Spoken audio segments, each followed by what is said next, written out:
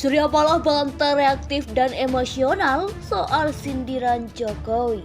Ternyata ada dana yang diungkap oleh Bapak Komarudin Simanjuntak hampir 300 triliun untuk menghabisi Pak Anies Baswedan. Untuk menghabisi Pak Anies Baswedan, itu sudah disiapkan dana 300 triliun.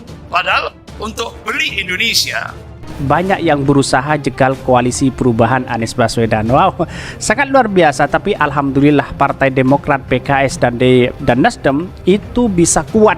Kenapa Anies Baswedan ditakuti? Ilah yang menjadi catatan penting begitu. Bagi kami Anies Baswedan orang yang biasa begitu kan, orang yang tidak punya keterikatan dengan pemerintah kok ditakutin begitu. Dan bahkan yang muncul spekulasi Anies Baswedan dianggap gagal membangun DKI Jakarta. Kalau dia gagal, ya ngapain kita harus takuti begitu kan? Kepada kita untuk kesana kesini itu biasa, itu kan namanya tarik menarik, ya toh. Kayak kita juga pengen narik Golkar, kita juga pengen narik PKB supaya kita lebih kuat gitu. Tapi kok saya kayaknya isu aja tuh kayak gitu, berita-berita kayak begitu. Karena memang di era semakin menuju hari akhir semakin panas, mesin ini semakin kami solid kok. Tetap aja istana Jokowi itu marah, bahkan cari segala macam akal supaya Anies tidak dicalonkan oleh Nasdem. Tetapi public opinion juga tahu bahwa itu agak susah karena Anies sudah masuk dalam pletora bahwa dia calon presiden, walaupun ada kesulitan untuk cari calon wakil presiden.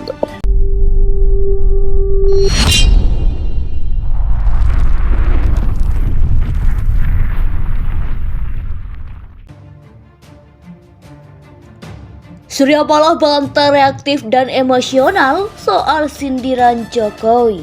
Ketua Umum Partai Nasdem Surya Paloh menegaskan bahwa dirinya merasa tidak reaktif dan emosional terhadap candaan Presiden Joko Widodo. Hal itu merujuk pada sejumlah pernyataan Paloh saat memberikan pidato untuk membuka kongres kedua partainya di J-Expo Kemayoran, Jakarta Pusat, Jumat 11 September lalu. Paloh mengatakan saat memberikan pidato dirinya tidak bermaksud untuk menanggapi candaan Jokowi terhadap dirinya yang merangkul Presiden PKS Sohibul Iman. Yang menjelaskan dirinya hanya memberikan pencerahan. Gak mungkin kita reaktif dengan Pak Jokowi, artinya memang selalu bagaimanapun menawarkan alternatif pikiran-pikiran yang barangkali sesuatu mungkin menjadi bahan referensi baru, kata Paloh kepada wartawan saat ditemui di era Kongres Sabtu 9 September. Pidato itu dapat sejumlah reaksi dan partai-partai yang berada dalam koalisi pendukung Presiden Jokowi. Salah satunya dari Partai Demokrat Indonesia Perjuangan atau PDIP. Kendati demikian, Paloh menegaskan bahwa dirinya tidak berusaha untuk menyinggung partai berlambang banteng tersebut. Ia pun menjelaskan bahwa keberadaan kedua partai tersebut adalah sebagai sahabat. Enggak lah, kalau Pancasila kita anggap emosional, ya siapa yang enggak marah bangsa ini? Mana mungkin Pancasila alat pemersatu ideologi kita, imbu Paloh. Sebelumnya, politikus PDI Perjuangan Andreas Hugo Paraira yang menyatakan bahwa pernyataan Ketua Umum Partai Nasdem Surya Paloh yang menuduh partai yang mengaku paling sesuai nilai Pancasila dan nasionalis namun dalam prakteknya berbeda, terlalu emosional. Menurut saya, tuduhan SB Surya Paloh soal partai Pancasialis pun menjadi terlalu emosional dan sama sekali tidak bermakna ideologi, kata Andreas dalam keterangan tertulisnya Sabtu 9 September. Menurutnya, reaksi Surya Paloh terhadap sindiran Jokowi itu pun terlalu emosional karena membawa diskursus seolah persoalan kesewarasan atau kemesraan dirinya dengan Sohibul masuk ke wilayah ideologi partai politik di koalisi pendukung pemerintah.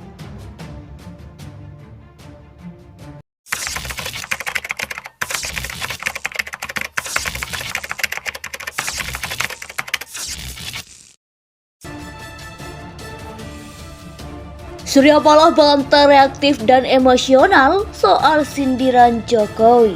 Ketua Umum Partai Nasdem Surya Paloh menegaskan bahwa dirinya merasa tidak reaktif dan emosional terhadap candaan Presiden Joko Widodo. Hal itu merujuk pada sejumlah pernyataan Paloh saat memberikan pidato untuk membuka kongres kedua partainya di J-Expo Kemayoran, Jakarta Pusat, Jumat 11 September lalu. Paloh mengatakan saat memberikan pidato dirinya tidak bermaksud untuk menanggapi candaan Jokowi terhadap dirinya yang merangkul Presiden PKS Sohibul Iman. Ia menjelaskan dirinya hanya memberikan pencerahan.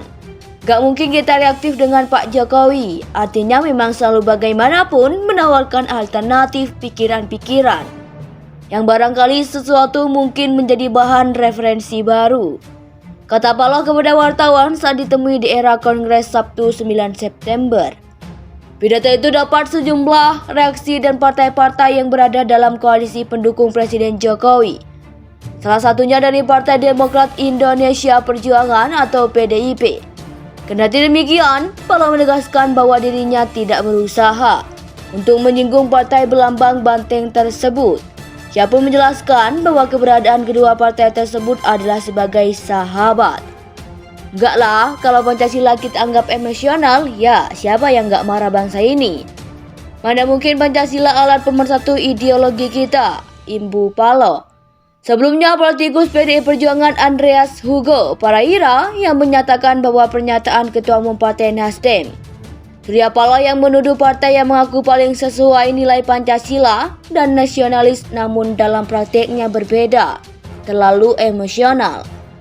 Menurut saya, tuduhan SB Surya Paloh soal partai Pancasialis pun menjadi terlalu emosional dan sama sekali tidak bermakna ideologi, kata Andreas dalam keterangan tertulisnya Sabtu 9 September. Menurutnya, reaksi Surya Paloh terhadap sindiran Jokowi itu pun terlalu emosional karena membawa diskursus seolah persoalan kesewarasan atau kemesraan dirinya dengan Sohibul masuk ke wilayah ideologi partai politik di koalisi pendukung pemerintah.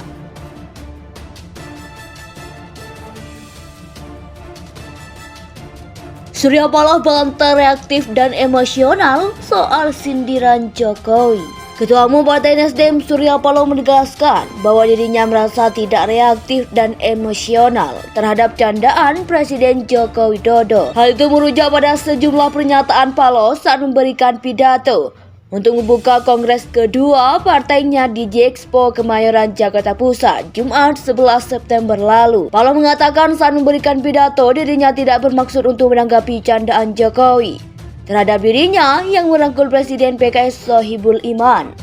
Ia menjelaskan dirinya hanya memberikan pencerahan. Gak mungkin kita reaktif dengan Pak Jokowi, artinya memang selalu bagaimanapun menawarkan alternatif pikiran-pikiran yang barangkali sesuatu mungkin menjadi bahan referensi baru, kata Paloh kepada wartawan saat ditemui di era Kongres Sabtu 9 September.